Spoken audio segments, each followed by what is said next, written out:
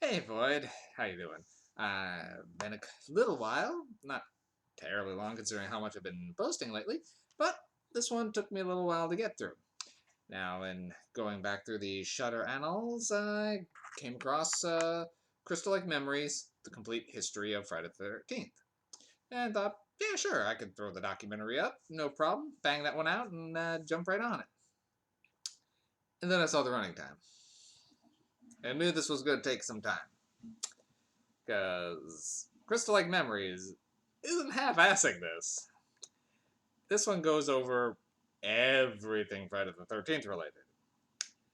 And because it came out in 2013, it literally does cover everything up into the remake. It does include the remake, it also includes the TV series and Freddy vs. Jason. So it is very comprehensive. And in being so comprehensive, it takes its time. And it goes for 6 hours and 40 minutes. So, now, I usually do a lot of my watching on my streaming services at night. Usually right before going to bed.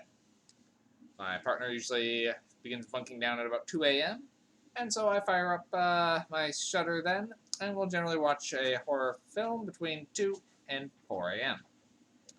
Couldn't really do that necessarily with this one, because this one would have finished up around 8 in the morning for me.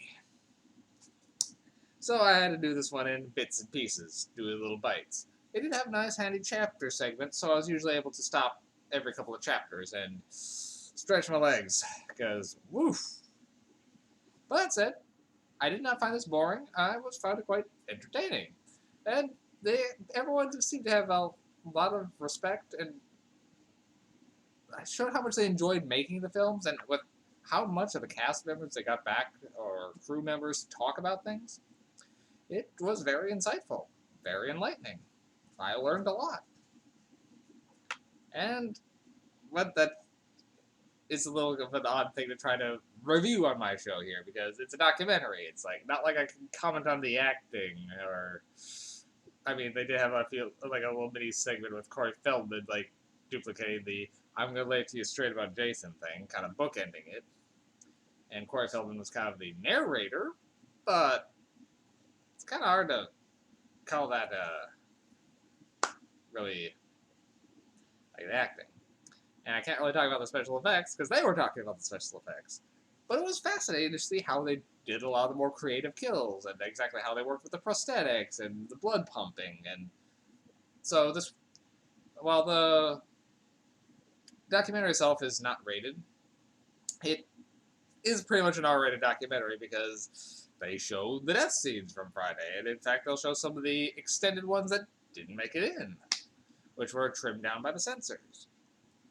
Also, there is a good deal of nudity in this as they show various scenes and talk about it. So, yeah, it's a R-rated documentary, pretty much, so not technically rated. I wouldn't watch this one with the kids. So, I will say informationalize this was very comprehensive. I was not expecting to talk about the Friday the 13th, the series, because that doesn't even really involve Jason. They covered it. They talked about all 3 seasons of it. So, this review went quite in depth. Um, trying to think about what else to say. It was interesting hearing people's opinions of things, what they thought would work, what they thought wouldn't work. Hearing Tom Savini, Betsy Palmer.